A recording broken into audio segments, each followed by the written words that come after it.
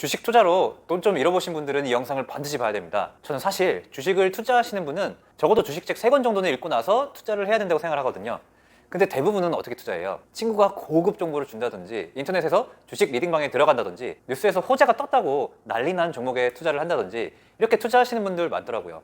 저는 주식 전문가는 아니지만 주식을 처음 시작하시는 분들, 주린이라고 하죠. 이 주린이들도 제발 알았으면 좋겠다라고 하는 것들을 정말 압축해서 알려드릴 거예요. 이 영상 안 봐도 돼요. 저도 재밌는 쇼츠나 예능 영상 보는 게 더 재밌는 거 알아요. 그런데 실패 확률을 1%라도 줄이려고 책을 읽는다고 생각하거든요. 그런 의미에서 이 내용만 알고 투자하셔도 정말로 어이없게 내 돈을 잃는 일은 많이 줄어드실 거라 확신합니다.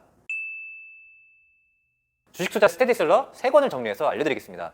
그래도 올해 제가 투자 성적이 좀 좋거든요. 제 연봉 정도는 수익 실현을 이미 했고요. 주린이들이 제발 이 책은 읽고 시작했으면 좋겠다라는 책은 첫 번째로 전설로 떠나는 월가의 영웅입니다. 혹시 주식 투자를 시작하면서 다른 사람들이 알려주는 대로 투자를 하거나 뉴스를 보고 매도 매수를 결정하거나 차트를 보고 결정하신 적 있으신가요? 이 책의 저자인 주식 전문 투자자 피터 린치는 주린이들이 가져야 하는 주식 투자 시 마음가짐을 먼저 알려주는데요.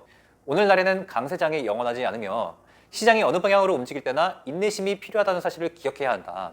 아무리 뉴스에서 약세장이 영원할 것처럼 얘기를 하지만 약세장이 영원하지 않다는 사실을 꼭 기억해야 하고, 만약 저번 강세장 꼭대기처럼 강세장이 막 영원할 것처럼 매스컴이 이야기할 때는 강세장이 영원하지 않을 생각을 해야 된다. 이렇게 이야기를 하십니다. 이 얘기는 우리의 불안을 어느 정도는 잠재우고 차가운 가슴으로 지켜볼 필요가 있다는 거죠. 쏟아지는 주가 정보는 잘못된 메시지를 전달한다. 내가 좋아하는 인터넷 회사가 $30에 거래되고 당신 종목이 $10에 거래된다면 가격에만 관심을 집중하는 사람들은 내 종목이 당신 종목보다 낫다고 말할 것이다. 이런 생각은 위험한 착각이다. 정보 고속도로 시대에 2, 3년 뒤에 어느 회사가 성공할지 알 수 없다. 만일 한 가지 데이터만 추적해야 한다면 이익을 추적해라. 투자를 조금이라도 해본 사람은 이 말을 아실 거예요. 뉴스를 통해 나에게 흘러들어온 정보는 이미 모든 사람들이 알고 있는 정보이다. 이 사실을요. 즉 정보란 남들보다 빠르게 알게 되었을 때 나에게 유의미한 이익을 가져다주는 정보가 되지, 이미 모든 사람들이 알고 있는 정보일 때는 난다긴다 하는 전문가들은 수익 실현을 이미 마치고 나온 끝물이라는 거죠. 그래서 뉴스에서 말하는 소식을 고지고대로 믿고 따르면 위험할 수 있다는 거예요. 또 장이 안 좋은 시기인 단기 변동폭을 예측을 해서, 즉 주가 예측을 해서 돈을 벌려는 생각을 쉽게 갖게 되는 것 같은데요. 하지만 피터 린치는 주가를 계속 들여다보면 정신만 산란할 뿐이고, 결국 주식 투자의 수익을 결정하는 것은 이익이기 때문에 이익을 추적하고 이익에 대해 공부하려고 합니다. 아마추어 투자자들은 직장, 쇼핑몰, 세차장, 식당, 그 밖에 유망한 새 기업이 등장하는 곳 어디든지 관심을 기울이면 내일의 대박 종목을 발굴할 수 있다. 즉 피터 린치의 투자 핵심은 이거거든요. 아마추어 투자자들도 새로운 기업이 성장하는 모습을 보고 그 기업이 점점 더 시세를 확장하는 것을 충분히 보고 나서도 그 주식을 살 수 있다는 거죠. 마이크로소프트가 초창기 이익을 내지 않았을 때 투자를 해야 되는 게 아니라 충분히 이익을 내고 있을 때 투자를 해도 늦지 않다는 겁니다. 차트를 보고 고점과 저점 매도를 반복하다 보면 단기적으로는 소소한 이익을 취할 수 있지만 장기적으로는 그 돈이 눈덩이가 굴러가듯이 폭발적으로 클 수는 없거든요. 그래서 큰 돈을 벌기 위해서는 이 전략이 가장 효과적이라고 저는 생각하고 있습니다. 저는 이 책 전설로 떠나는 월가의 영웅을 통해서 어떤 회사가 돈을 벌어다주는 회사인지 회사를 발굴하는 아이디어를 얻었고, 그를 통해서 수익을 낼 수 있었습니다.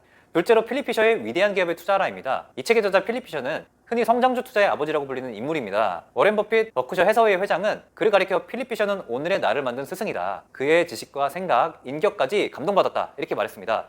이 책은 처음 나온 게 무려 1958년입니다. 그만큼 주식 투자를 공부하는 사람들에게 꾸준히 읽히고 판매되었다는 뜻이죠. 주식 투자를 시작하려면 그 회사를 제대로 분석해야 한다는 말을 들어보신 적 있으실 거예요. 근데 막상 주린이는 이걸 어떻게 분석해야 되는지 전혀 알 수가 없는데요. 이 책에서는 회사를 분석할 때 던져야 할 질문에 명확하게 알려줍니다. 다음은 위대한 기업을 판별하는 15가지 질문입니다.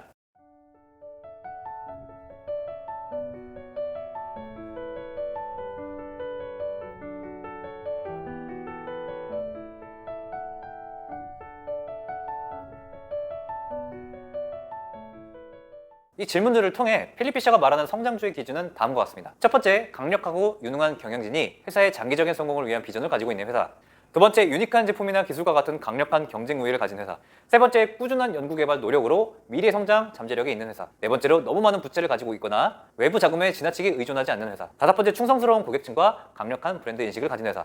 여섯 번째, 재무제표를 분석해서 회사의 수익성이 좋고 미래 수익 잠재력이 있는 회사. 일곱 번째, 해당 업종 및 관련 경제 트렌드를 잘 파악하고 접목시키는 회사. 여덟 번째, 단기적인 이익보다 장기적인 성장에 초점을 맞추는 경영진이 있는 회사. 보통 주린이 때는 삼성전자, 현대차, LG화학, 포스코, SK텔레콤과 같이 누구나 가장 많이 알고 있는 종목들에 한해서 투자를 하곤 합니다. 하지만 실제 주식으로 부자가 된 사람들을 보면 삼성전자와 같이 우량주로 부를 이룬 게 아니라 알고 보면 굉장히 알짜인데 저평가된 종목에 투자해서 엄청난 수익을 가져다 주면서 부를 증식하는 경우가 많습니다. 이렇게 저평가된 종목을 발굴하려면 정말 회사를 분석하는 기준이 필요한데요. 이 책에서는 분석을 위한 명확한 질문들을 알려주기 때문에 저는 이 책을 통해서 어떤 회사가 장기적으로 투자할 만한 회사인지 좋은 회사들을 구분하는 방법에 대해서 배웠습니다.